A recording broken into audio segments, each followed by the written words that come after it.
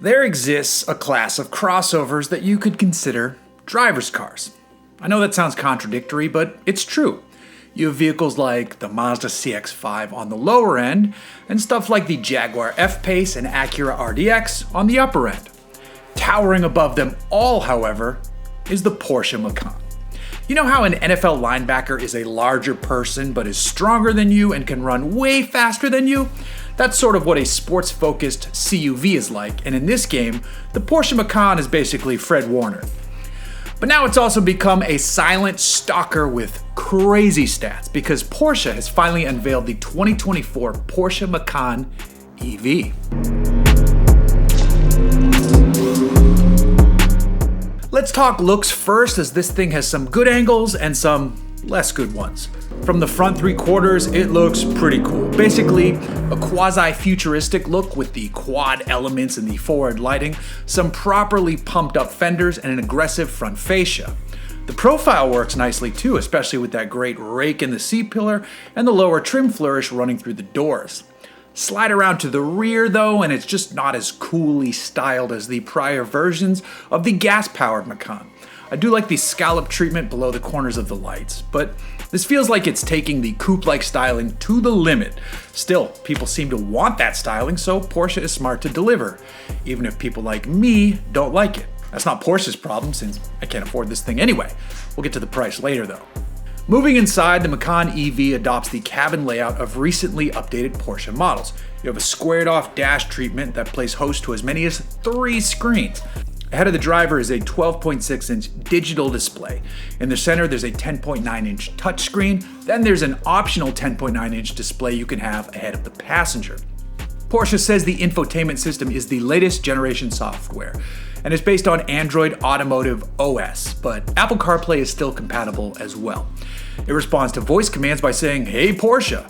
There's an app center for extra offerings from third-party providers, and finally the Macan EV has an augmented reality system that displays stuff like navigation directions by way of arrows projected at what seems to be more than 30 feet ahead of the driver, and it simulates an 87-inch display. The big news here, though, is the arrival of the new Premium Platform Electric, or PPE. This system has been developed jointly with sister company Audi, so keep an eye out for PPE Audi vehicles very soon. Here in the Macan EV, it's comprised of a 95 kilowatt-hour battery pack and an 800-volt architecture setup. If you find a working DC fast charger, the Macan EV can take on juice at speeds up to 270 kilowatts. That will let you go from 10 to 80% in 21 minutes. If you're at a 400-volt charging station, the system allows for bank charging, which means it splits the 800-volt system into essentially 2 batteries. And now you can be running both at up to 135 kilowatts. But you're most likely to just run into 800-volt tier DC fast chargers here in the States. This platform can be used for rear-wheel drive or all-wheel drive vehicles. With the Macan EV, the first 2 models to arrive are both dual-motor all-wheel drive. You have a Macan 4 and a Macan Turbo. In overboost mode, the Macan 4 delivers 402 horsepower and 479 pound-feet of torque. It will go from 0 to 60 miles per hour in 4.9 seconds and has a top speed of 136 miles per hour. The Macan Turbo, however, can dole out up to 630 horsepower and 833 pound-feet of torque. That will let it run from 0 to 60 in just 3.1 seconds and on to its top speed of 161 miles per hour. Both versions come standard with air suspension and Porsche's active damping system, referred to as PASM. Even better is that Porsche is finally offering the Macan with rear axle steering as an option. It drops the turning circle to just over 36 feet. There's no official range estimate yet, but all the chatter around the web and from folks who've driven prototypes is that 300 miles seems to be the target. And Porsche typically posts an easily repeatable EPA estimate.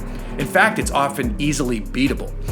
Okay, let's move to price now because, of course, these won't be cheap. The Macan 4 starts at $80,450, while the Turbo sits way higher, starting at $106,950. And the typical Porsche option structure could see some hefty sticker prices when you're done playing on that Porsche configurator. I built a Turbo and wound up at $130,000. It looks pretty awesome in green over truffle brown though, right? If you want one of your own, you can order a Macan EV now. Porsche says they'll start showing up on dealer lots in the second half of this year, and range estimates should arrive around that time as well.